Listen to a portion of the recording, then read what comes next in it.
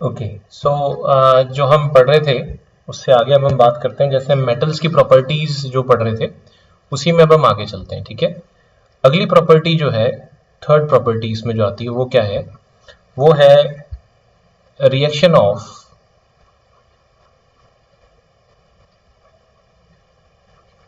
Metals with acids. Reaction of metals with acids. Acids के साथ metals के reaction की अगर हम बात करें तो इन जनरल ये चीज़ हमने पहले भी पढ़ी हुई है वैसे तो, मेटल और एसिड के रिएक्शन में, कि अगर कोई मेटल और एसिड का अगर हम रिएक्शन करवाते हैं तो ये एक डिस्प्लेसमेंट रिएक्शन होता है। और इसमें क्या होता है कि मेटल का सॉल्ट बन जाता है और साथ में हाइड्रोजन गैस रिलीज होती है, ठीक है। ये प्रोसेसेस भी जो है सारे के सारे एक्सोथर्मिक होते हैं। इसमें एसिड में आप जैसे थोड़ा अपने अपने केस में अपन जो पढ़ेंगे डाइल्यूट एसिड लिख सकते हैं आप इसके अंदर। तो जो है जैसे एग्जांपल अगर अपन बात करें जो हमने पढ़ा हुआ है, जैसे आपको ध्यान हो कि HCl और जिंक का अगर आप रिएक्शन करवाते हैं तो ZnCl2 प्लस H2 बनता है उसके अंदर, ठीक है। इसको अपन ने बैलेंस कर लिया इस तरीके से। ये रिएक्शन हम पढ़ चुके हैं। अगर मान लीजिए आपका यहाँ पर एसिड जो है वो सल्फ्यूरिक एसिड होगा तो क्या होगा, मान लो मेटल अपन एक बार जिंक ही ले लेते हैं तो फिर जिंक सल्फेट बनेगा जिंक क्लोराइड की जगह पर। जो भी एसिड का एनायनिक पार्ट है वो मेटल के साथ जुड़ जाएगा और हाइड्रोजन अलग हो जाएगा इस तरीके से, ठीक है। तो ये तो ऑलरेडी हम जो है फर्स्ट चैप्टर में पढ़ चुके हैं, ऐसी बातें हैं, कोई जो है खास इसमें मुश्किल बातें नहीं है। बट स्टिल जो है हम एक दो एग्जांपल्स जैसे और पढ़ लें। जैसे मान लीजिए मैग्नीशियम का रिएक्शन करवाना है अपन ने, मान लो हाइड्रोक्लोरिक एसिड से, तो क्या होगा HCl प्लस Mg, तो इससे बनेगा MgCl2 प्लस H2, ठीक है। इसको बैलेंस कर दिया हमने। ऐसे ही मान लीजिए एल्यूमिनियम का रिएक्शन कराना है HCl से, तो क्या बनेगा AlCl3 प्लस H2, ठीक है। आप अपने नोट्स बना के इसको पूरा कीजिएगा। AlCl3 है तो ये आपके पास जो है इसको अगर अपन पूरा करेंगे तो 2, और इधर आपके पास 2, और इधर 3, और इधर 6 HCl आएगा, ठीक है। उसके बाद जैसे और देखें, अगर मान लीजिए आयरन है, HCl और आयरन की रिएक्शन कराते हैं तो FeCl2 प्लस हाइड्रोजन बनता है इसके अंदर। इसको भी बैलेंस कर देते हैं जैसे 2HCl। मतलब इस तरीके से तरह तरह की आपके पास क्या है कि ये रिएक्शंस आप मेटल और एसिड की आप बना सकते हैं। इसमें सॉल्ट और हाइड्रोजन गैस बन जाती है इसके अंदर, ठीक है। लेकिन जो है फिर वही बात करते हैं कि ऑर्डर ऑफ रिएक्टिविटी, जैसे जैसे आप मेटल नीचे आते जाएंगे वैसे वैसे ऑर्डर ऑफ रिएक्टिविटी क्या हो जाएगा, वो पुअर हो जाएगा कंपैरेटिवली। जो ऑर्डर ऑफ रिएक्टिविटी वो कम हो जाएगा आपके पास। इसमें जो अब ध्यान रखने वाली बात है, खास बात जो है वो अब हम डिस्कशन करते हैं। देखिए वो क्या है, वो ये है कि अगर नाइट्रिक एसिड से हम रिएक्शन करवाते हैं ना तो हाइड्रोजन गैस नहीं बनती, ठीक है। तो क्या है, hydrogen gas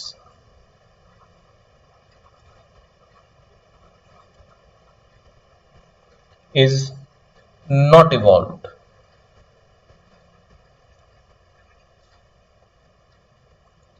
when a metal reacts with nitric acid। Nitric acid के साथ जब रिएक्शन कराते हैं तो जो है आमतौर पे हाइड्रोजन गैस जो रिलीज नहीं होती। रीजन क्या है इसका, इसके रीजन की अपन बात करें तो this is because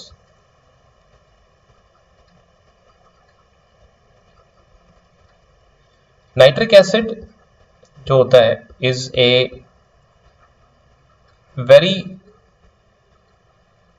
strong oxidizing agent. Nitric acid जो होता है it's a very strong oxidizing agent.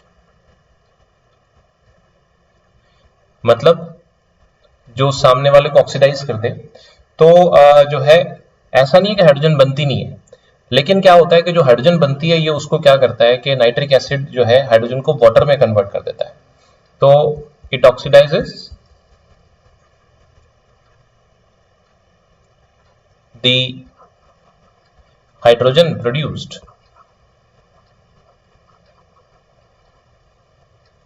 To water, ठीक है ना, और खुद जो है एंड इटसेल्फ गेट्स रिड्यूस्ड।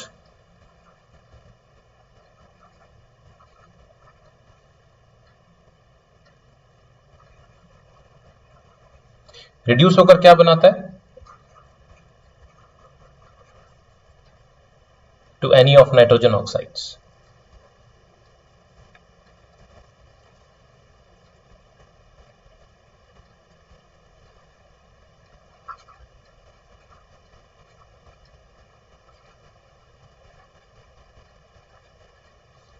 ठीक है, तो नाइट्रोजन ऑक्साइड्स होती हैं अलग अलग तरह की, जैसे ये नाइट्रस ऑक्साइड होती है, फिर एक नाइट्रिक ऑक्साइड होती है, नाइट्रोजन डाइऑक्साइड होती है, इस तरह की किसी ऑक्साइड में कन्वर्ट हो जाता है।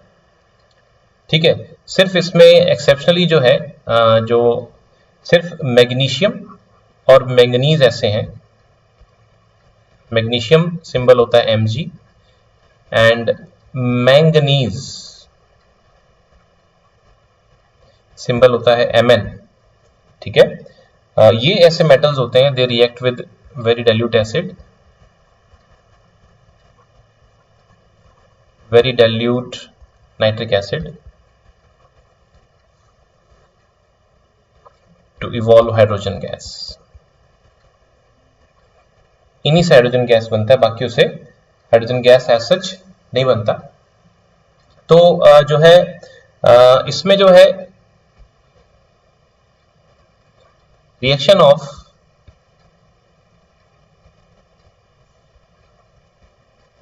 Metal with acid is an exothermic reaction।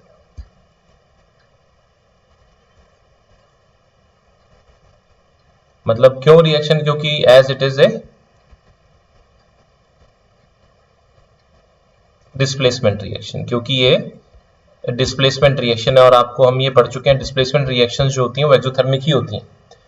ठीक है, लेकिन हाँ ये जरूर है कि जो एलिमेंट्स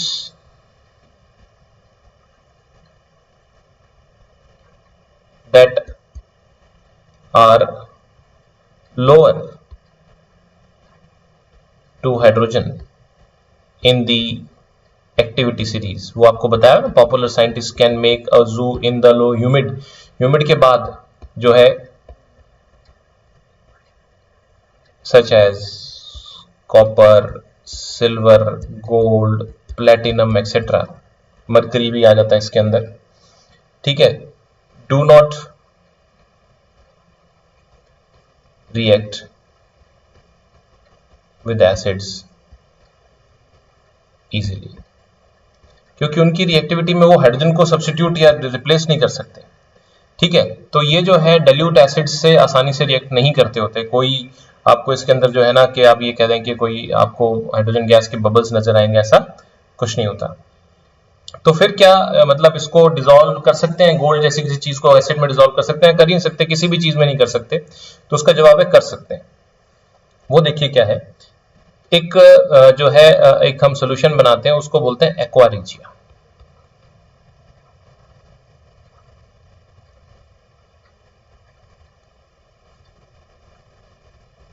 ठीक है ना, मतलब ये पुराने जो टर्म्स में इसको रॉयल वाटर कहते थे, मतलब ये एक्वारिजिया का मतलब जो है लैटिन में रॉयल वाटर होता है।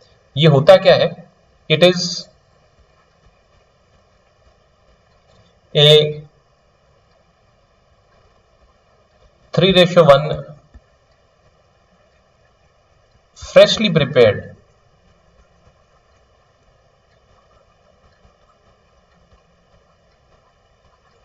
mixture of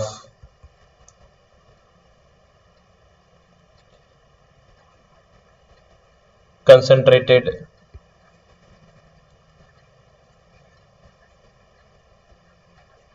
hydrochloric acid and concentrated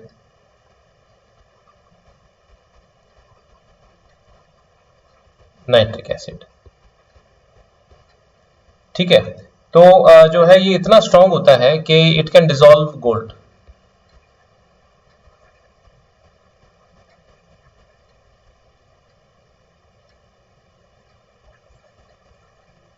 although जो इंडिविजुअल एसिड्स हैं ये ऐसा नहीं कर सकते, अकेले ऐसा नहीं कर सकते, तो जो है इसमें लिख सकते हैं कि even though neither of these acids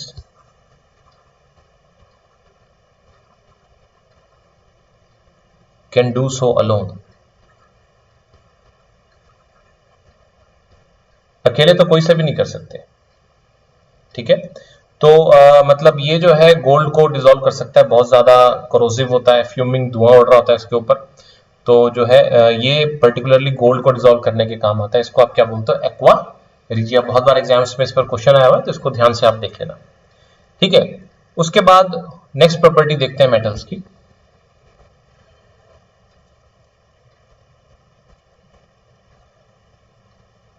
fourth property वो है reaction of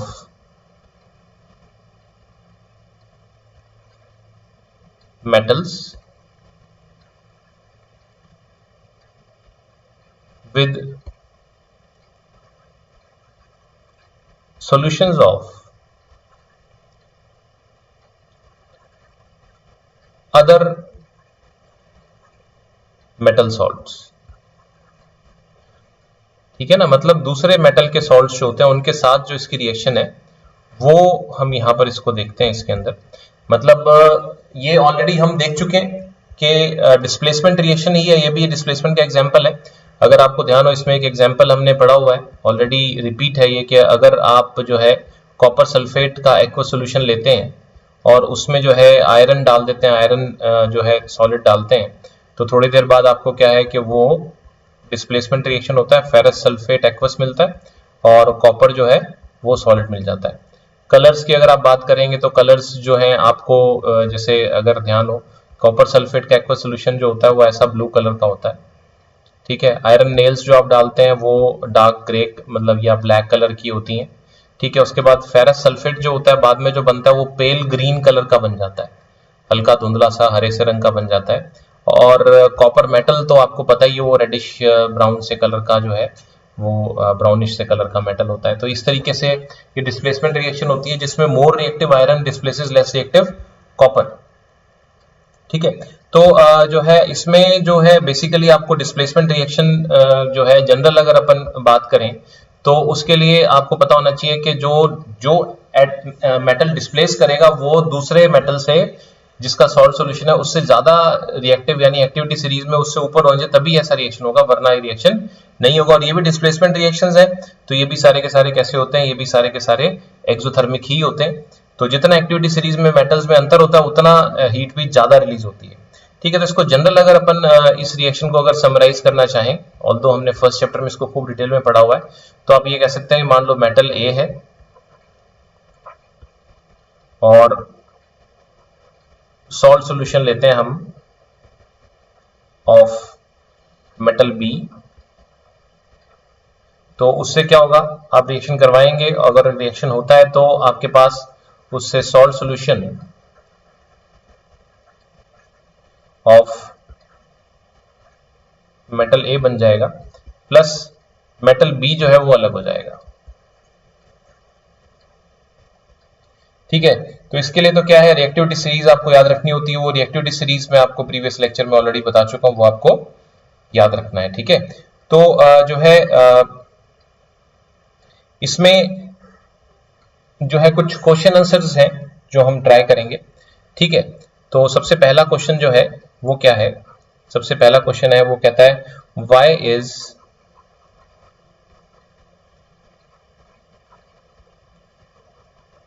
sodium kept emerged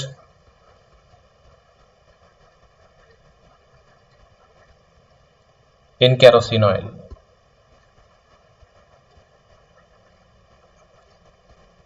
sodium को केरोसिन ऑयल में क्यों रखते हैं, आप जानते ही हो, इसको हम आंसर क्या लिखेंगे, प्रॉपर तरीके से क्या लिखेंगे, this is because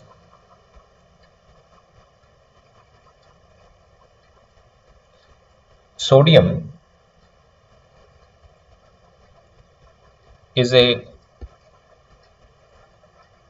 highly reactive metal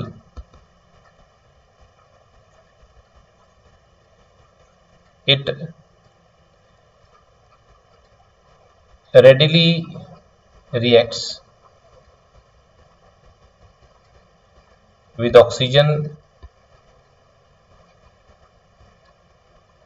present in air and with water to form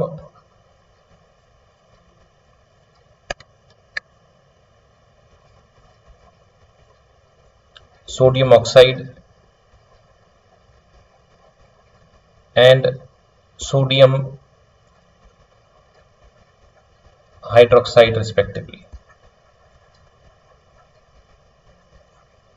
अगर आप परफेक्शनिस्ट हो तो हिसाब से आपको यहां पर रिएक्शंस लिख के बतानी चाहिए।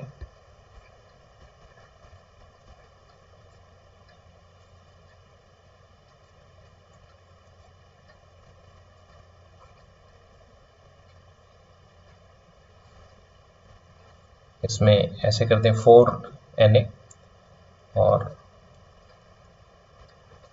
यहाँ पर ये सोडियम ऑक्साइड आपके पास बन जाएगा, ठीक है। और जो आपके पास जैसे सोडियम हमने वाटर में पढ़ा था, तो सोडियम ऑक्साइड जो बनता है वो कैसा होता है, वो वाटर सोल्यूबल होता है, तो सोडियम हाइड्रोक्साइड बना लेता है, ठीक है ना। तो हवा के ऑक्सीजन से और जो है वाटर से जल्दी से रिएक्ट कर जाते हैं।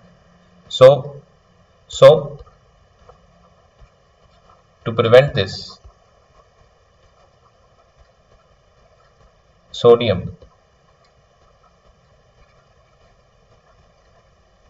is stored in kerosene oil.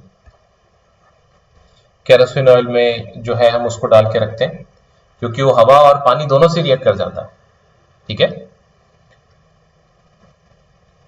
Next question try करते हैं।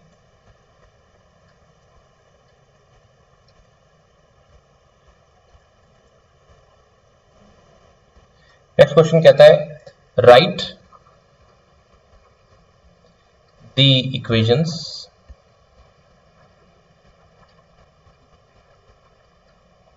for the reactions of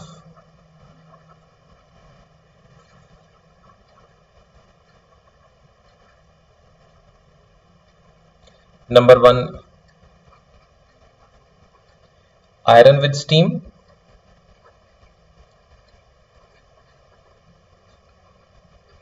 and number 2 calcium and potassium।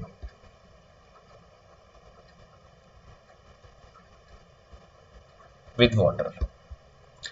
तो देखिए सबसे पहले फर्स्ट पार्ट देखते हैं।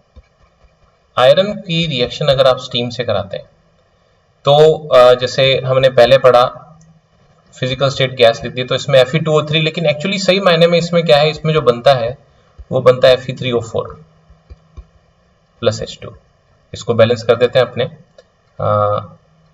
3Fe और 4H2O और 4H2, ठीक है। ये एक्चुअली क्या होता है, फेरोफेरिक ऑक्साइड, मैंने आपको पहले बताई हुई है बात, फर्स्ट चैप्टर में हमने पढ़ा था। ये फेरोफेरिक ऑक्साइड या इसको आयरन सेकंड थर्ड ऑक्साइड बोल देते हैं। ये एक्चुअली FeO और Fe2O3 का मिक्सचर होता है, ठीक है, ये मिलता है इसके अंदर। और दूसरे केस में अगर आप कैल्शियम का रिएक्शन करवाते हैं वाटर से या आप पोटेशियम का रिएक्शन करवाते हैं वाटर से, तो दोनों ही केसेस में आपको जो है, क्योंकि इनकी ऑक्साइड जो वाटर सॉल्युबल होने के कारण आपको इनकी रिस्पेक्टिव हाइड्रोक्साइड्स मिलती हैं, ठीक है, और साथ में आपको हाइड्रोजन गैस मिलती है, ठीक। तो बाकी इसको आपने क्या करना होता है, इसको जो है आपने इस तरह से बैलेंस कर देना है।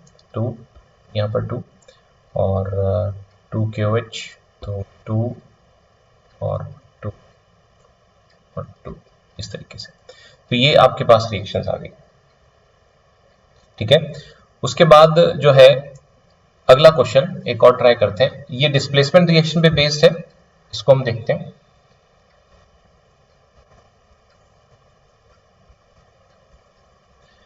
क्वेश्चन कहता है samples of 4 metals A, B, C and D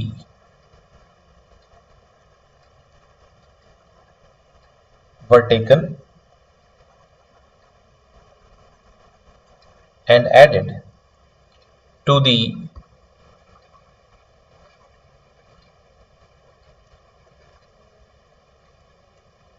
following solutions.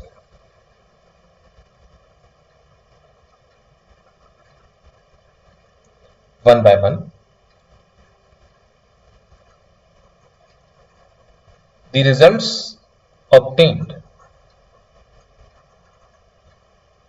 have been tabulated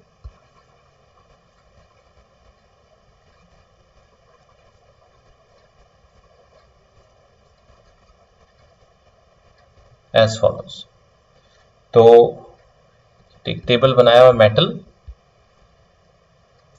A, B, सी और डी, उसके बाद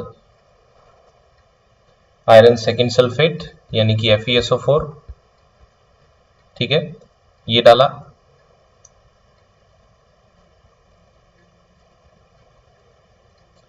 copper second sulphate, zinc sulphate, aqueous solutions हैं, ठीक है, और सिल्वर नाइट्रेट। तो हमने ऑब्जर्व किया, ऑब्जर्वेशंस क्या है यहां पर, नो रिएक्शन, डिस्प्लेसमेंट होगा यहां पर, ठीक है, उसके बाद फिर से नो रिएक्शन, फिर यहां पर नो रिएक्शन, यहां पर डिस्प्लेसमेंट, उसके बाद जो है यहां पर डैश छोड़ा हुआ है इसने, फिर नो रिएक्शन, फिर नो रिएक्शन, ठीक है, फिर जिंक सल्फेट में यहां पर डैश छोड़ा हुआ है, फिर यहां पर तीन जगह लिखा हुआ है नो रिएक्शन, नो रिएक्शन और नो रिएक्शन, फिर यहां पर जो है दो जगह पर डैश है और उसके बाद यहां डिस्प्लेसमेंट,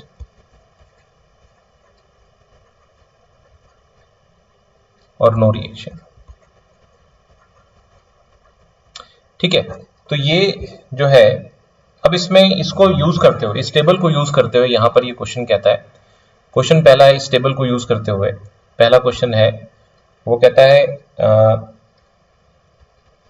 क्वेश्चन है पहला, which is the most reactive metal, which is the most reactive metal.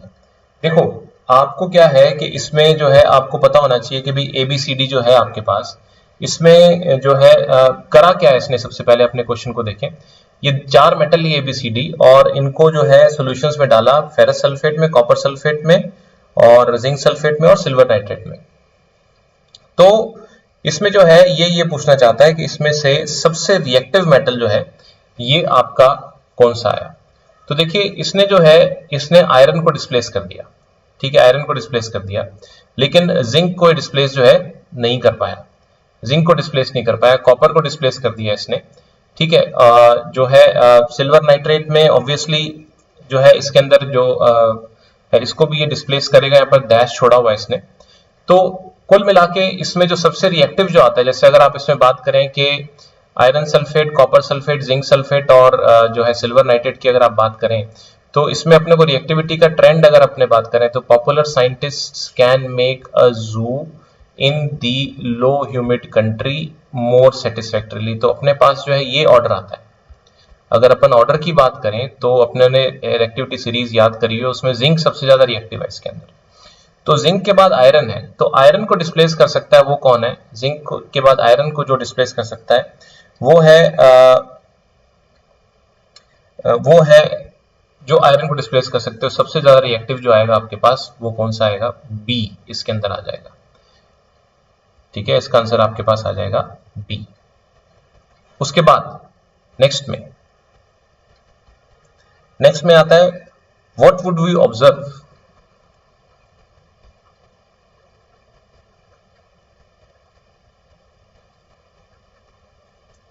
if B is added to copper sulfate aqueous। तो क्योंकि कॉपर तो आयरन से कम रिएक्टिव है, तो जो मेटल आयरन को डिस्प्लेस कर सकता है वो कॉपर को तो डिस्प्लेस कर ही लेगा। तो इसमें क्या होगा, आपके पास आंसर क्या आएगा? There will be displacement. ठीक है, तीसरा क्वेश्चन इसमें क्या आता है कि आपसे अगर ये बात करें कि ये कहता है अरेंज ABCD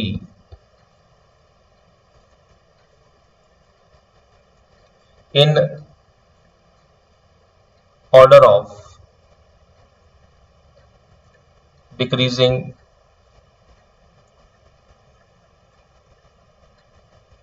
रिएक्टिविटी। तो आप ये समझें इसके अंदर कि जो बी है, बी ने आयरन सल्फेट को जो ऐड कर लिया, तो बी इसके अंदर जो आंसर आएगा सबसे ज्यादा रिएक्टिव आपके हिसाब से ये बी होना चाहिए। बी से कम वो है, अगर अपन मेटल की बात करें, जिंक को तो कोई भी नहीं डिस्प्लेस कर पा रहा, ठीक है, तो उसकी तो बात ही खत्म। जिसने आयरन को डिस्प्लेस कर दिया वो रिएक्टिव है। आयरन के बाद बारी आती है कॉपर की, तो ए ने जो है वो डिस्प्लेस कर दिया था कॉपर को, तो इसका मतलब बी के बाद ए आ जाएगा। उसके बाद आया सिल्वर, तो सी ने सिल्वर को भी जो है डिस्प्लेस कर दिया, लेकिन बाकियों को नहीं कर पाया, तो इसका तो उसके बाद आया आपके पास सी, और सबसे बेचारा जो सबसे कमजोर है मेटल वो इसमें क्या आता है? डी। ठीक है, तो इस तरीके से जो है ये आपको जो है ना ये रिएक्शन आपको करके बतानी है। ठीक है, तो जो है इसी को करते हैं, आज इतना ही करते हैं हम, बाकी का फिर हम कल नेक्स्ट क्लास में देखेंगे। सो बाय फ्रॉम माय साइड, कल मिलते हैं फिर।